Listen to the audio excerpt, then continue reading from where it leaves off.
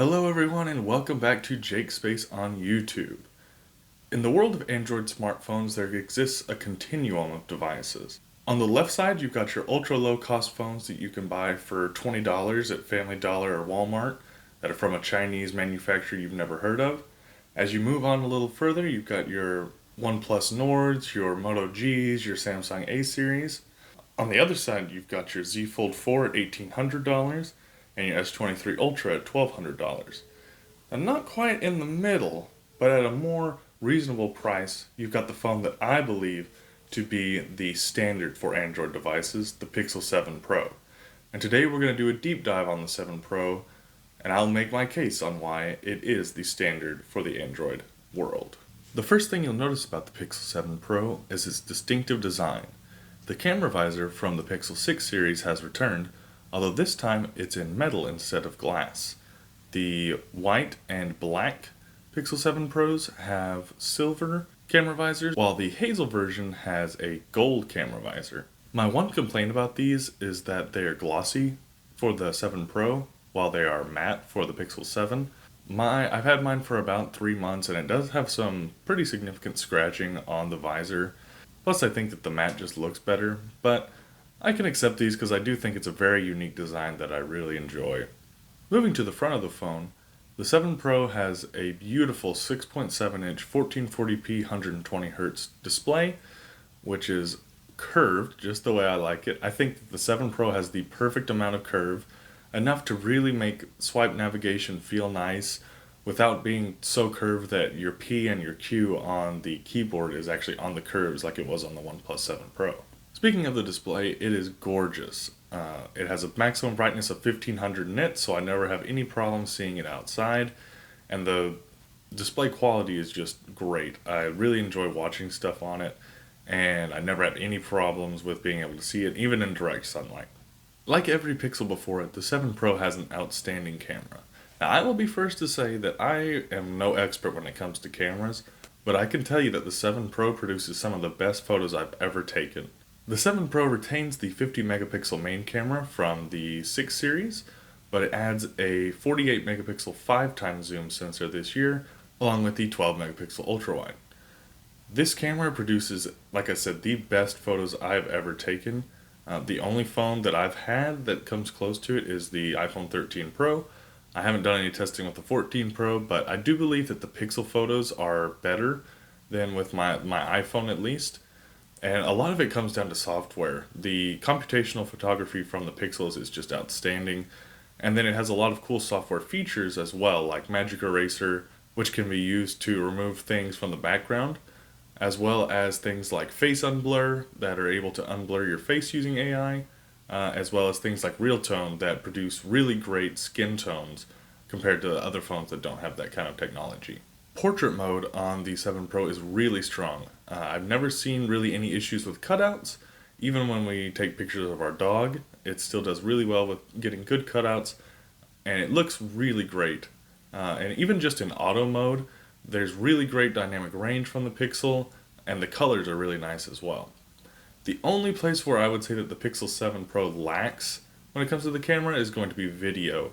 The video from it is not bad, but it doesn't look as good as something like an iPhone 14 Pro, and it's not a deal breaker for me. I still think it's probably the best camera system in the business right now, but it is something to note that the video is not unstoppable like the photos are. I do think that this could be something that Google can fix in a software update, so we'll just wait and see on that. And now for the other thing that Pixels are known for, their stock Android software. So if you don't know, Google makes Android, and then most other manufacturers, Samsung, Motorola, OnePlus, put their own skin on top of it. When you buy a Pixel, you get the stock Android experience straight from Google, which is one of the main selling points for it. In addition to just being stock Android, there are also Pixel exclusive features that are only available on the Pixel phones. So some examples of those would be Direct My Call, which whenever you place a call to a business, it is going to basically listen for the menu if there's an automated system, and will actually show you that menu on the screen. This can be really helpful because sometimes those menus are confusing, and it's really nice to be able to see it on the screen. It also will be able to provide you with an estimated wait time as well, which is really nice. Sticking with calling, another great feature is Hold for Me. So whenever you're placed on a hold on a phone call, the phone will know and it'll actually give you the option to have it hold the call for you. So you can go do something else, and then whenever someone picks up the phone, it'll give you a notification and you can just come right back to the call. A lot of the Pixel exclusives are based around phone calls, which is, kind of the main purpose originally for the phone. And the last one that is really cool is Call Screen. So if you get a call from a phone number that the phone thinks might be a spam call or a scam call, it is going to actually screen the call for you and will basically give a little message like, hey, this is Google answering for the person you're trying to call. Will you give us the reason for your call? Most of the time, in my experience, they'll just hang up because obviously they're not a legitimate caller. So this is a really great feature that keeps you from having to get all those scam and spam calls. Being stock Android, it doesn't have some of the useful features that other manufacturers build into their versions of Android. So one of my things that I miss whenever I'm using the Pixel over the Fold 4 is the little edge panels that Samsung has where you can put some apps in there for easy access. But there are also a lot of features from One UI that I don't use, so it's nice to not have those there. One of my favorite things about the Pixel is whenever you swipe open your app drawer, in addition to all your apps being there, at the top it'll show you 4 recommended apps. And more often than not, these are the apps that I'm looking for whenever I open up the app drawer. That's just one of the many things that the Google Assistant is able to help out with, which really makes the software on the 7 Pro feel easy. It's, Google markets it as a smartphone, and I really think that that's the case. It's the easiest smartphone to use, and for someone who maybe wants to try out an Android phone coming from iPhone, the Pixel is definitely the phone to go with. I'd like to briefly touch on performance. Sometimes you might see a YouTube review where they do a benchmark of the Pixel, and the Tensor chip is not as fast as, say, like a Snapdragon 8 Gen 1 or Gen 2, and so they say that the phone is slow compared to those. This is not the case. I used the Fold 4 with the 8 Plus Gen 1 and the Pixel 7 Pro, and they both work equally fine. A processor like that is so far overkill for most people that you'll never notice it. I mean, I'm a power user. It does have 12 gigabytes of RAM.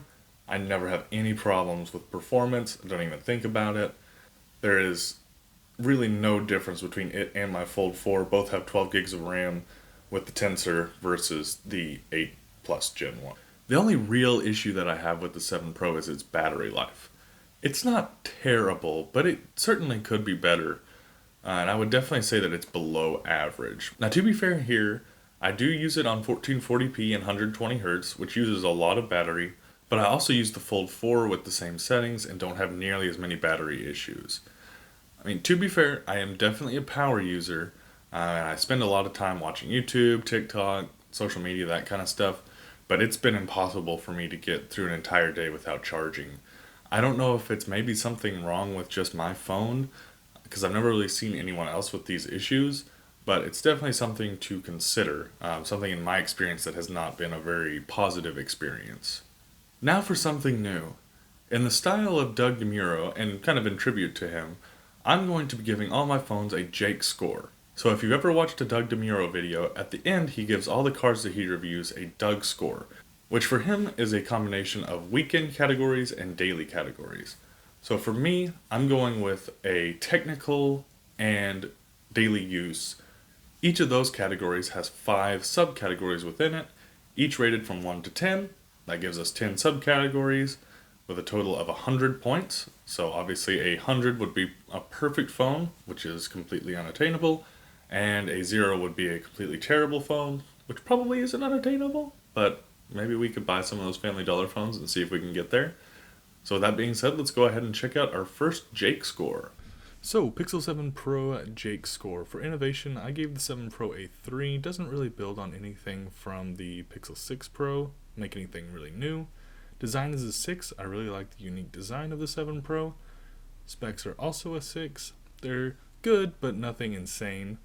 Build quality is a solid 6. I really wish that it had a matte back, but I do still think it's built really well. It just doesn't feel as premium as something with like a matte glass back. Cool factor is a 5. It doesn't really do anything super cool like a foldable or anything like that. Software is an 8. That is a huge strong point of the Pixel lineup in general. Battery is a 4. Like I said, hasn't really been good for me at all.